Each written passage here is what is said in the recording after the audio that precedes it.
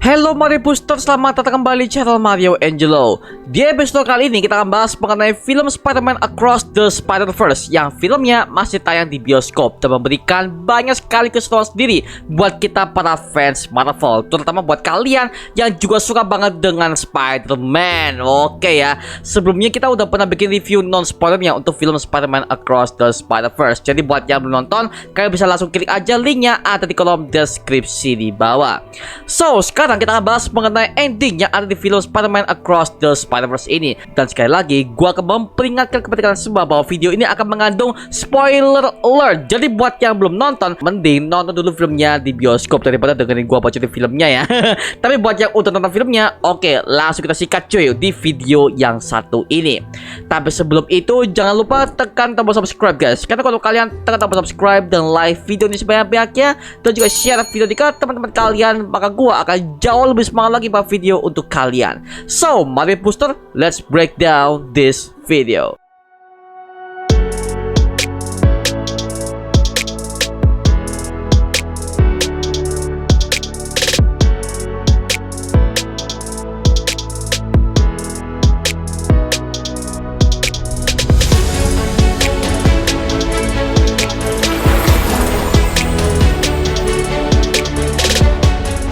Oke, jujur aja ya, ending dari Across the Spider-Verse ini membuat gua nge-freeze ketika gua ngeliat di bioskop, dan semua fans juga merasakan hal yang sama. Akhirnya setelah sekian lamanya Spider-Man versi Miles Morales ini akhirnya bisa bertemu dengan Gwen Stacy dan juga Peter B. Parker setelah mereka tuh udah lama nggak ketemu pak.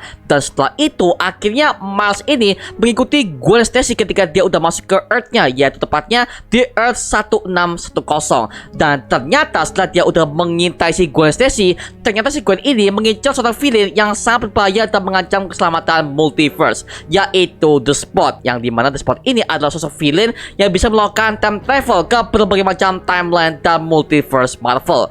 Hingga akhirnya kita mengetahui bahwa The Spot ini adalah korban dari ledakan mesin collider yang pernah dilakukan oleh Spider-Man Miles Morales dan juga beberapa Spider-People yang lainnya yang terjadi di film Into the Spider-Verse kemarin, ketika mereka berusaha menghentikan aksi Kingpin yang terobsesi untuk mengembalikan istri dan anaknya dari universe lain. Dan ternyata The Spot saat itu ada di sana dengan masih berwujud manusia yang bernama Dr. Jonathan On, yang memang dia ini adalah satu ilmuwan yang bekerja di perusahaan besar saingan Oscorp, yaitu Alchemax, yang dipimpin langsung oleh Wilson Fisk alias Kingpin. Nah sebenarnya ya ini berbeda banget dengan versi komiknya, yang dimana Alchemax ini sebenarnya itu harus menjadi tema utama bagi Spider-Man 2099 alias versinya Miguel O'Hara. Karena pada versi komiknya, tepat di komik Spider-Man 2099 issue nomor 1 yang dirilis pada tahun 1992 ini, bahwa perusahaan ini adalah biang kerok dari semua masalah yang ada di Alchemax. Bahkan perusahaan ini diketuai oleh Tyler Stone, tepatnya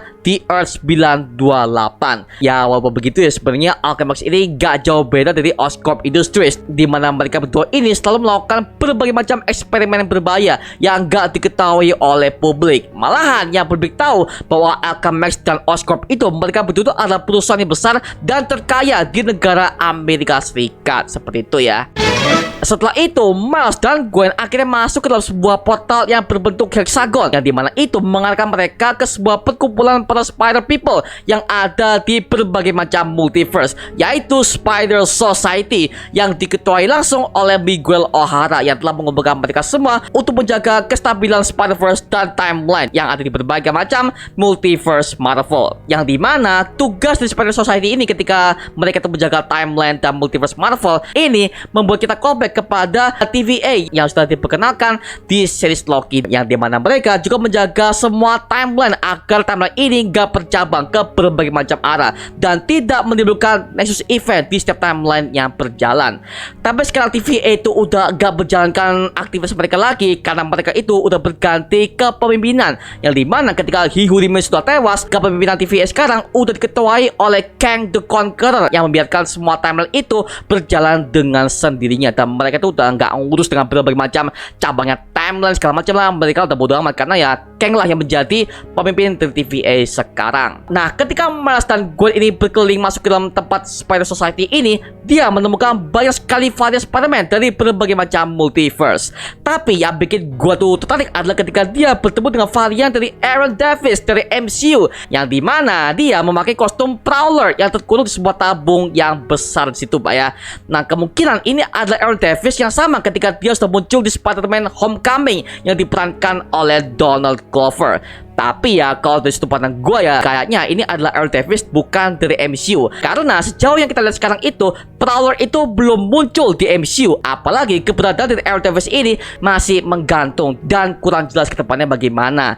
Bisa jadi ini adalah Aaron Davis dari universe yang berbeda, tapi masih tetap diperankan oleh Donald Glover.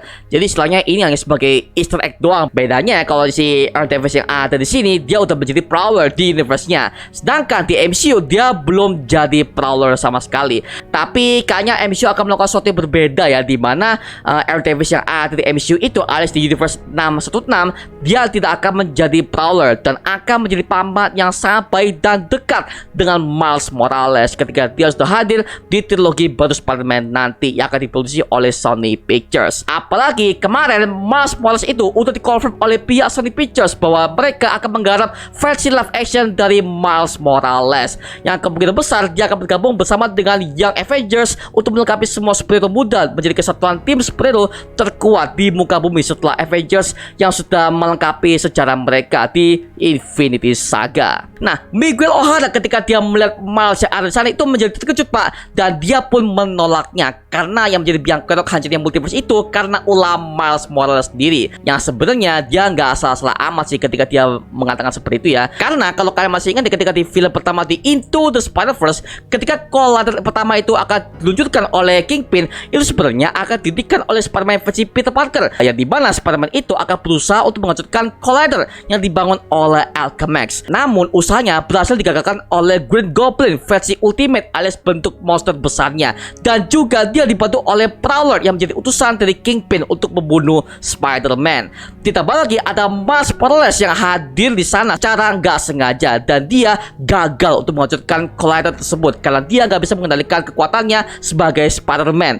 Alhasil semua Spider People yang ada di berbagai macam multiverse ini ketarik ke universe 1610 dan pastinya menimbulkan kerusakan yang fatal ke berbagai macam multiverse yang lainnya. So itulah yang membuat si Miguel O'Hara ini menjadi kesal dan marah kepada si Miles Morales karena ulahnya dialah yang membuat si Peter Parker versi universe ini gagal menggantikan aksi Kingpin. Ditambah lagi saat Miguel sedang menceritakan bahwa semua Spider-Man ini berbagai macam multiverse mengalami sisi pendewasaan, di mana mereka semua kehilangan semua orang-orang yang mereka cintai, seperti Peter Parker yang kehilangan paman Ben waktu dia pertama kali menjadi Spider-Man, dan itu ditunjukkan di dalam bentuk hologram yang ternyata di situ ada versi Andrew Garfield dan Tobey Maguire yang dimana mereka pernah mengalami kehilangan Uncle Ben. Nah, khusus untuk Andrew Garfield versi The Amazing Spider-Man, dia mengalami banyak hal yang tragis di setiap filmnya, yang dimana dia udah kehilangan paman Ben, dia udah kehilangan Captain Stacy ketika dia dibunuh oleh The Lizard, dan juga Gwen Stacy ketika dia dibunuh oleh Green Goblin versi Harry Osborn.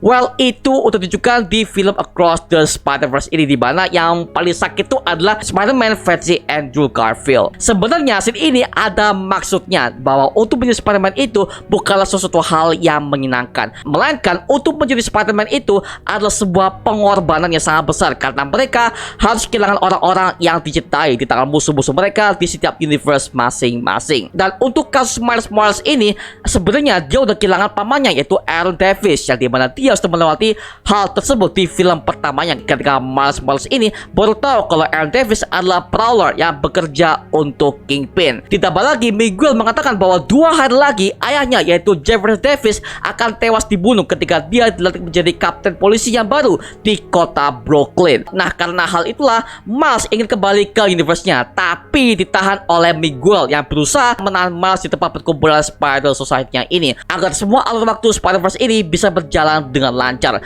dan tidak menyebabkan hancurnya multiverse.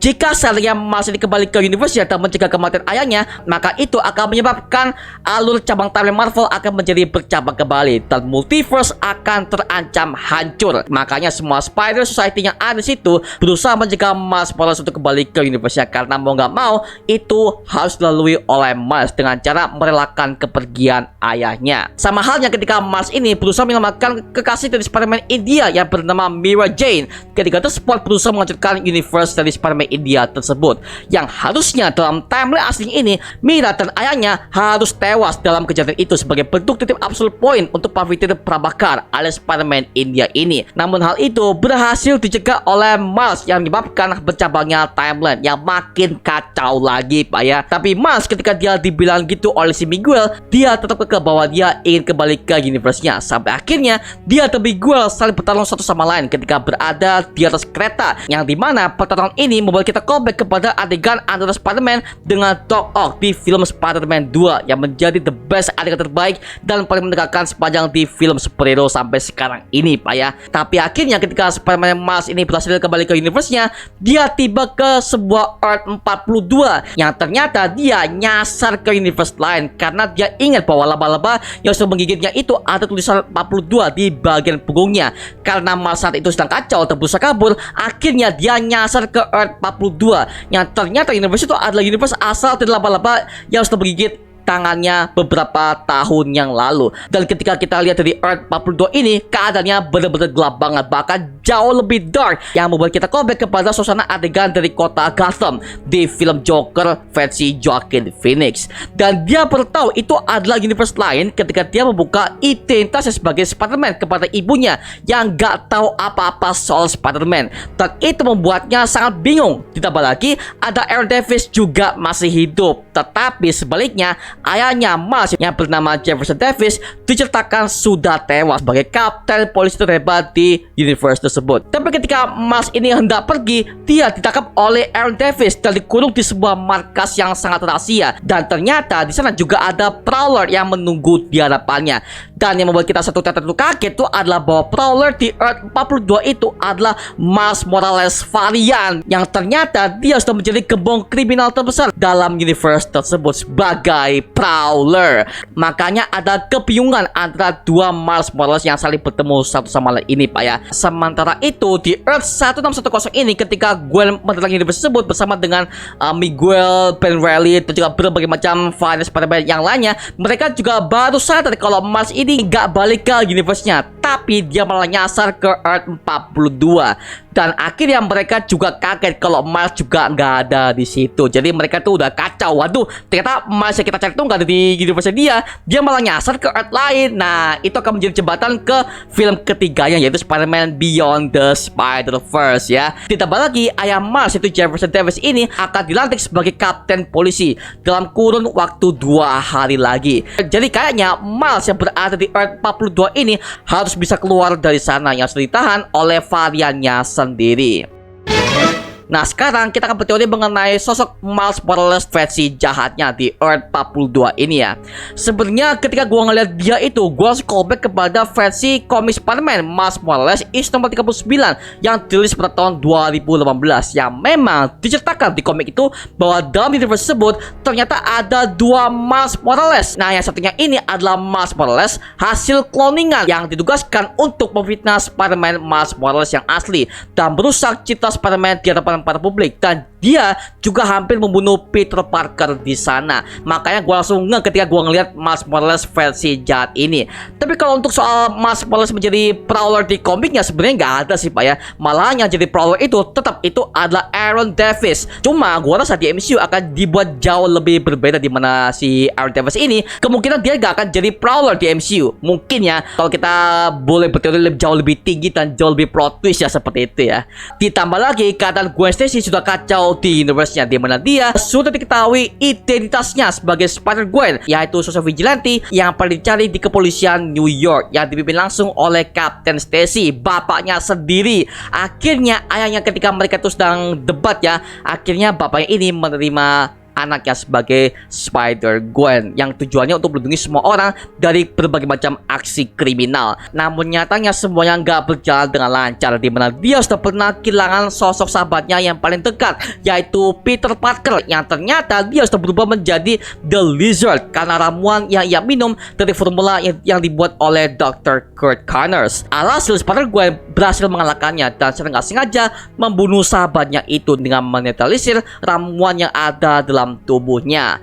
Well, kemungkinan di film ketiga nanti dikisahkan bahwa ayah si Gwen ini kemungkinan dia akan tewas karena sebenarnya dalam timeline original Captain George Stacy ini dia akan tewas karena dibunuh oleh Doc Ock yang pernah dikisahkan dalam komik Clone Conspiracy is nomor 5 yang pernah dirilis pada tahun 2017. Yang di komik itu diceritakan bahwa ketika si Captain George Stacy tewas, itu ada pertarungan besar antara Spider-Man dan juga Doc Ock yang begitu brutal sampai akhirnya George Stacy ini tewas ketika dia berusaha melindungi seorang anak kecil dan dia tertimpa runtuhan bangunan. Well, sepertinya itu akan asik sih kalau misalkan itu akan diadaptasi di versi Spider-Verse ini. Tapi bedanya yang berusaha menyelamatkan bapaknya ini adalah Spider-Gwen sendiri. Well, gue punya feeling ke situ kalau misalkan itu akan diperbuat oleh Spider-Verse ini. Dan ending dari Spider-Man Across the Spider-Verse ini akan dilanjutkan di film Spider-Man Beyond the Spider-Verse yang udah dikonfirm bahwa itu akan dirilis pada tahun 2024 pendatang, dan itu udah dikonfirm oleh pihak Sony Pictures sebagai part ketiga dari arc story Miles Morales. Semoga aja di film ketiga ini lebih banyak lagi menampilkan berbagai macam efek multiverse yang jauh lebih besar dan juga banyak cameo yang gak kita duga-duga di sana. Dan ya, film ini berhasil membuat gua makin jatuh cinta banget dengan Marvel Universe. Yo, MCU bisa yuk bikin multiverse yang jauh lebih keren daripada animasi ini, Pak. Well, gua tunggu hasilnya nanti.